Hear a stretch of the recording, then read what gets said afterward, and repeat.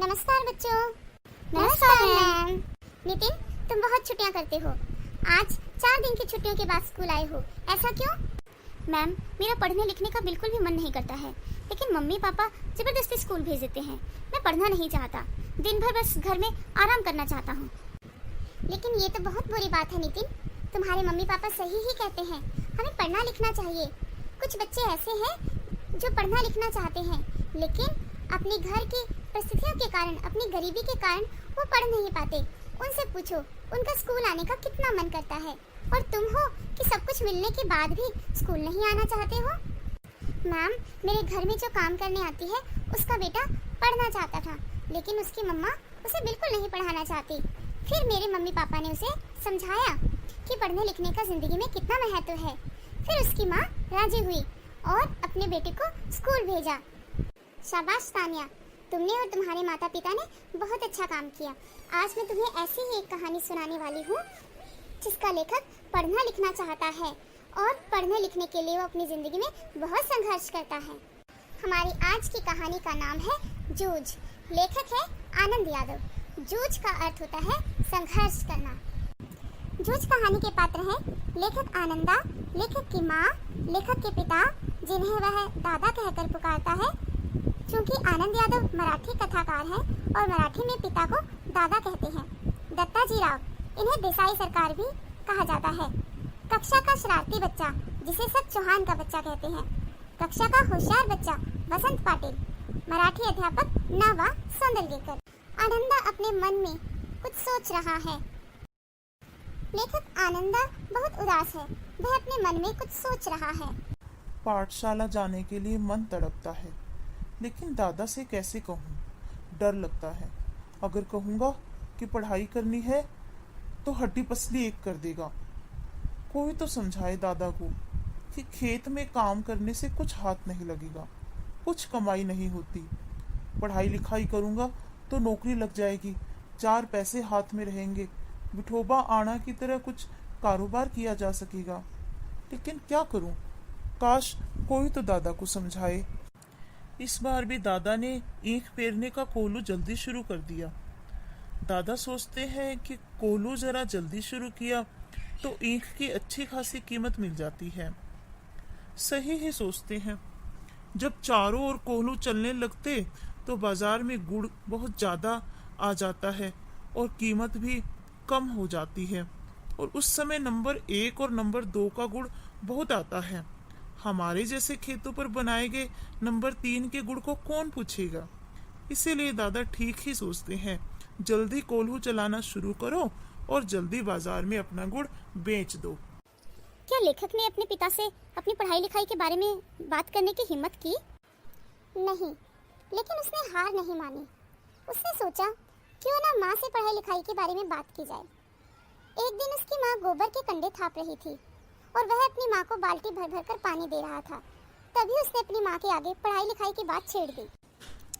माँ, मैं पढ़ना लिखना चाहता हूँ, मेरा मन पाठशाला जाने को करता है।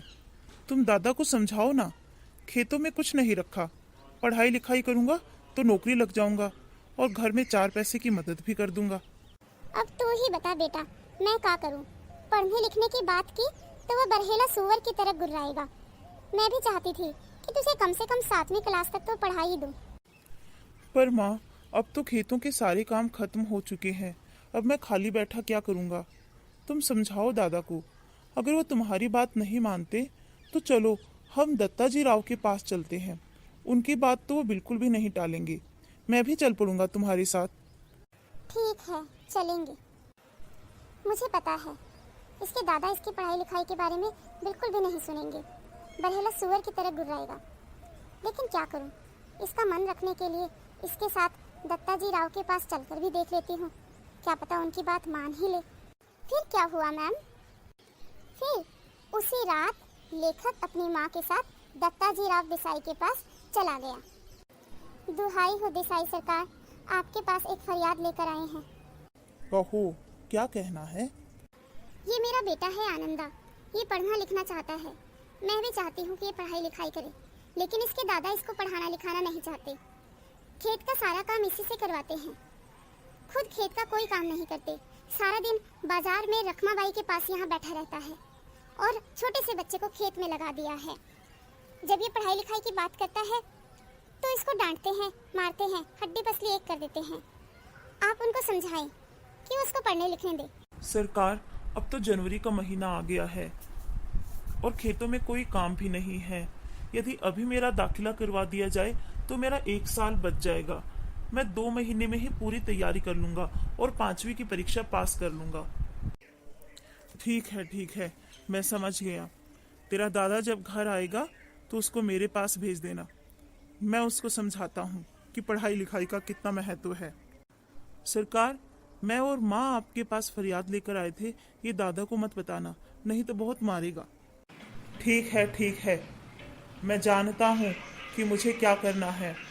जब तुम्हारा दादा घर आएगा तो उसे मेरे यहाँ भेज देना और थोड़ी देर बाद तू भी आ जाना रे छोरे, उसके पीछे पीछे। उसके सामने तुझसे जो पूछूंगा उसका सही सही जवाब देना, डरना मत। अब जाओ तुम। फिर क्या हुआ मैम? क्या लेखक का दादा देसाई सरकार के यहाँ गया? हाँ, जब लेखक का दादा घर आया तो लेखक की माँ ने उनसे कहा कि साग भाजी देने देसाई सरकार के यहाँ गई थी।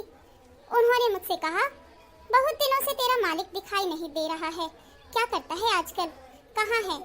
जब घर आए तो मेरे पास भेजना। लेखक के दादा ने उनकी माँ से पूछा, कोई काम वाम था क्या? तो उसने कहा कि मुझे तो बताया नहीं, तुम ही जाकर पूछाओ क्या काम है। लेखक के दादा ने कहा, ठीक है, तुम जब तक रोटियां सेको मैं देसाई सरकार के यहाँ होकर आता हूँ। और वो उनके पास चले गए। काफी देर तक दत्ताजी राव उसके दादा से बातें करते रहे। तभी माँ ने अपने बेटे से कहा, अब तू जा और कहना कि माँ ने जीम ने बुलाया है। तू क्यों आया रे छोरे? माँ ने दादा को बुलाया है, अभी खाना नहीं खाया। चल बैठ थोड़ी देर मेरे पास। जी, कौन सी में पढ़ता है रे तू? जी 5वीं क्लास में पढ़ता था, अब नहीं पढ़ता, दादा ने स्कूल से हटा दिया। क्यों? खेतों में पानी लगाने वाला कोई नहीं है ना। क्यों रतनप्पा, फिर तू क्या करता है सारा दिन? जी मैं क्यों रे रतनप्पा, सारा दिन लुगाई और छोरी को खेत पर जोतकर खुद पूरे गांव में खुले सांड की तरह घूमता है। अपनी मस्ती के लिए तूने छोरी का जीवन दांव पर लगा दिया। सुन छोरे, तू कल से ही पाठशाला जाना शुरू कर दे। पूरी फीस भर दे उस मास्टर की, ताकि तेरा साल बर्बाद ना हो। और तेरा दादा अगर तेरे को स्कूल ना भेजे तो मेरे पास चला, इसके पास कुछ ज्यादा ही बच्चे हो गए हैं। तू मेरे पास रह, यहाँ कुछ काम कर जो तुझसे होता है और स्कूल जा, अपना साल बर्बाद मत कर। जी मैंने मना कब किया है जी? इसको जरा गलत सलत आदतें लग गई थी, इसलिए पाठशाला से हटा दिया। कैसी आदतें? यही सारा दिन कभी कंडे बेचता, कभी चारा बेचता, कभी सिनेमा देखने चले जाता। खेत और घर के काम में इसका मन ही नहीं लगता था, इसीलिए स्कूल से हटा दिया। क्यों रे छोकरे, क्या कह रहा है तेरा दादा? नहीं, ऐसा तो कुछ भी नहीं है। दादा तो कभी पैसे देते नहीं, इसीलिए माँ से गोबर बीन बीन कर कंडे बनवा लिए, उसी को बेचकर कुछ पैसे मिले और नए कपड़े खरीदे और मेले में चला गया था। एक बार सिनेमा भी देख ली थी। ठीक है, आगे से ये सब कुछ नहीं करना और कल सवेरे से ही तू पाठशाला जा। अब जा यहाँ से। अरे बच्चे की जात है, एक आध बार सिनेमा देखने चला गया तो क्या हुआ? इससे उसका पढ़ना लिखना थोड़ी ना बंद करा दोगे। चलो कल सुबह से उसको पाठशाला भेजना। अब जा यहाँ से। जी सरकार, अब चलता हूँ। पढ़ने का भूत सवार हुआ है ना तुझ पर। मेरी कुछ शर्तें माननी होगी तभी पाठशाला जा सकता है। पाठशाला 11 बजे होती है। दिन निकलते ही खेतों पर चला जा, वहाँ सिंचाई कर और वहाँ से सीधा पाठशाला जा। छुट्टी होते ही बैग घर पर रख और फिर खेतों में चला जा। वहाँ घंटा भर ढोर चराना। कभी खेतों में काम ज़्यादा हुआ तो पाठशाला से गैर हाजिरी लगाना। ये शर्तें मंजूर है तभी पाठशाला जाना। अगर तुमने मेरी बात नहीं मानी तो किसी दिन स्कूल से ही सीधा घसीटता हुआ ले आऊँगा और कुचलता हुआ लेकर आऊँगा तुझे बड़ा भूत सवार हुआ है पाठशाला जाने का। जी, मैं आपकी सभी शर्तें मानूंगा। और कभी खेतों में काम ज्यादा हुआ तो गैर हाजिरी तो करनी ही पड़ेगी। खेतों में काम तो करना जरूरी है। देखो देखो, क्लास में नया बच्चा आया है। ये जो पीछे बैठा है वो चौहान का बच्चा है। बहुत शरारती है कक्षा में। क्या रे छोकरे, देखे देखे तेरा गमछा, देखे तेरी धोती। तुम्हारा नाम क्या है? तुम तो क्लास के सबसे होशियार बच्चे हो ना। मास्टर जी तुम्हारी बहुत तारीफ करते हैं। मेरा नाम बसंत पाटिल है। अगर तुम चाहो तो मैं तुम्हारी मदद कर सकता हूँ। तुम्हारे 2 महीने रह गए हैं परीक्षा की तैयारी के लिए। मैं तुम्हारी पढ़ाई में मदद करूँगा। फिर क्या हुआ मैम? क्या आनंदा पाठशाला और खेत दोनों का काम एक साथ कर लेता था? उसे कोई मुश्किल तो नहीं आई? उसके दादा ने उसको स्कूल से हटा तो नहीं लिया बाद में? आगे क्या हुआ मैम? अरे, पाठशाला जाने के लिए इतनी कठोर शर्तों का पालन, मैं तो ऐसा कभी नहीं कर सकता। मैं तो पाठशाला ही ना जाऊं। हमारी कहानी का आनंदा घबराने वाला बालक नहीं था। उसने विषम परिस्थितियों से हार नहीं मानी। वह पाठशाला जाता था। शुरू में तो थोड़ा सा घबराया, थोड़ा सा दुखी भी हुआ, क्योंकि वो 1 साल पीछे रह चुका था और उसके साथ के बच्चे आगे जा चुके थे। सिर्फ गली के 2 बच्चों को ही वो जानता था और किसी से उसकी जान पहचान नहीं थी। लेकिन धीरे धीरे उसने कक्षा के सबसे होशियार बच्चे बसंत पाटिल से दोस्ती कर ली और उसकी मदद पाकर उसने सारा पिछला पाठ्यक्रम पूरा कर लिया। आनंदा अब अपने अध्यापकों का चहेता बन गया था। उसे जीवन में बहुत प्रेरणा मिली और सबसे ज्यादा प्रेरणा जिस अध्यापक से मिली उनका नाम था न.वा. सोंदलगेकर। न.वा. सोंदलगेकर आनंदा को मराठी पढ़ाते थे। जब न.वा. सोंदलगेकर कविता पढ़ाते थे तो वो कविता को पूरे लय के साथ आरोह अवरोह, यति गति, अभिनय के साथ कभी गीत शैली में सुनाते थे और बीच बीच में दूसरे कवियों की कविताओं के उदाहरण भी देते थे और कभी कभी अपनी लिखी हुई कविता भी सुना देते थे। यह सब देखकर आनंदा को लगने लगा कि मैं भी कविता कर सकता हूँ। जब मेरे मराठी के अध्यापक न.वा. सोंदलगेकर मालती की बेल पर कविता लिख सकते हैं तो मैं भी उन्हीं की तरह हाड़मास का बना हुआ हूँ। मैं क्यों नहीं कविता लिख सकता? मैं भी लिखना शुरू करूँगा। आनंदा को अब कविता में रुचि जागने लगी। उसने छोटी छोटी तुकबंदियाँ करनी शुरू कर दी। तुकबंदी करने के बाद वह अपने अध्यापक को दिखाता। उसके अध्यापक न.वा. सोंदलगेकर उसको प्रेरित करते। और खेतों का काम, उसका क्या हुआ मैम? आनंदा पिता की शर्तों के मुताबिक खेतों का काम भी साथ साथ करता रहता था।